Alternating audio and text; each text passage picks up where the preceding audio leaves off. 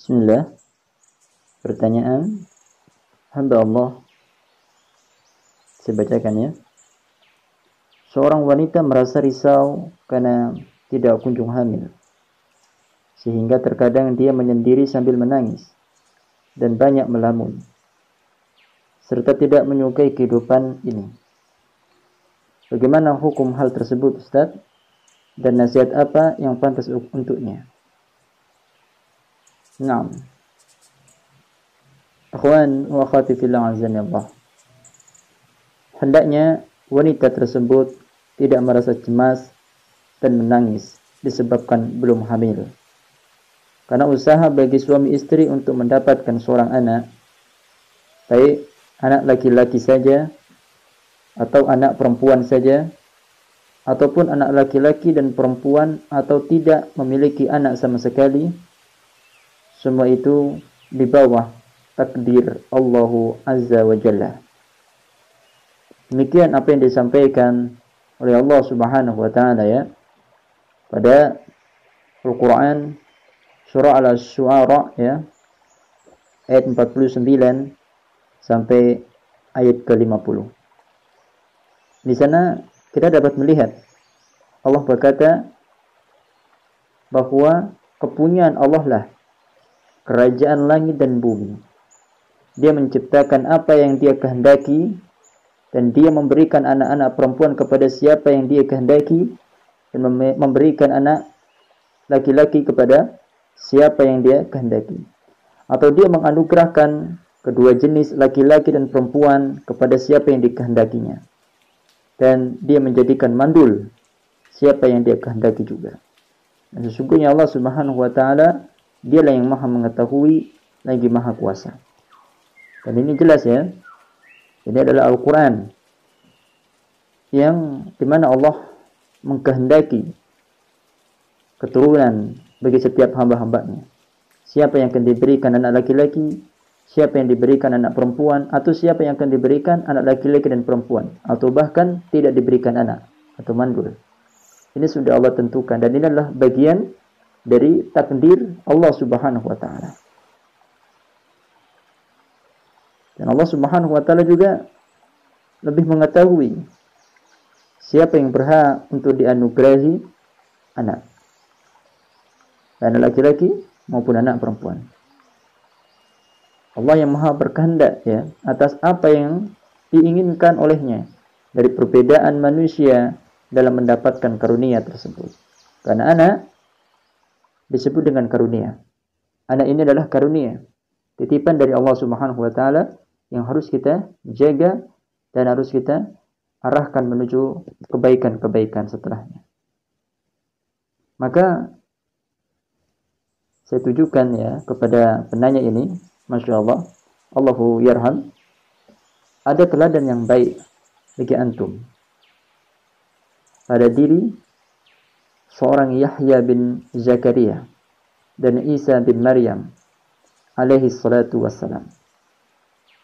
Demikian juga kesabaran Nabi Ibrahim dan Nabi Zakaria alaihi salatu wassalam dalam berdoa agar dikaruniai anak sampai usia senja sekalipun. Dia terus berdoa kepada Allah tanpa putus. Doanya apa? Yaitu ingin diberikan keturunan, yaitu anak. Dan sangat indah hal tersebut untuk dijadikan qudwah hasanah. Apa itu? Tauladan yang baik. Yang mana keduanya pun tidak dikaruniai anak. Keduanya tidak dikaruniai anak. Tapi dia berdoa kepada Allah agar diberikan anak dan terus berdoa. Tanpa putus, bahkan tanpa putus asa. Dan inilah tauladan yang baik. Maka wajib untuk ridha atas takdir Allah Subhanahu wa taala dan meminta hajatnya kepada Allah.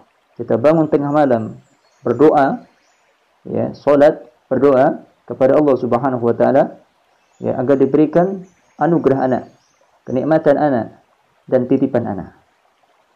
Kita berdoa kepada Allah Subhanahu wa taala.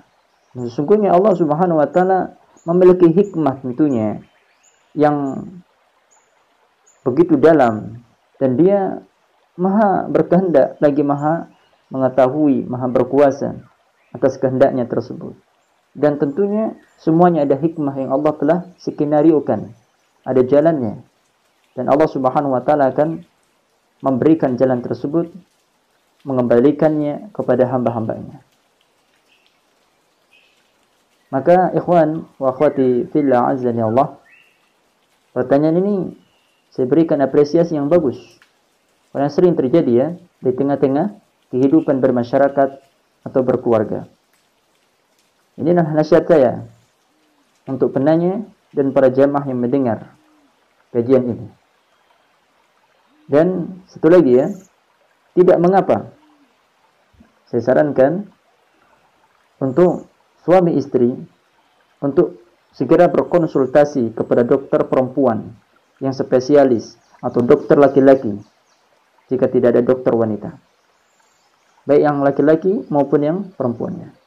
Dan mudah-mudahan di sana ada wasilah agar dapat mengobati penyebab tidak bisa mempunyai anak atau faktor-faktor penghambat kehamilan yang lainnya. Barangkali dokter yang ada di sana menjadi wasilah untuk Allah berikan atau mustajabahkan doa kita sehingga diberikan anak, sehingga diberikan karunia anak kepada kita. Dan demikian pula suami hendaknya berkonsultasi. Ya, istri berkonsultasi, suami berkonsultasi kepada ahlinya dalam bidang kesehatan, yaitu para dokter, para medis. Dicek di sana, ya, apa penyebab kenapa tidak memiliki anak.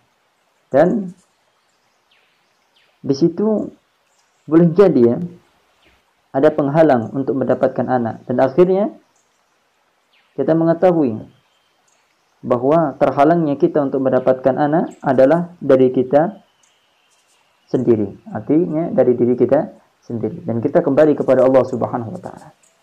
Karena tidak ada yang tentunya mustahil bila Allah Subhanahu wa taala berkehendak. Berdoalah kepada Allah Subhanahu wa taala dan terus berdoa kepada Allah. Barangkali itulah yang terbaik dari jalan takdirnya.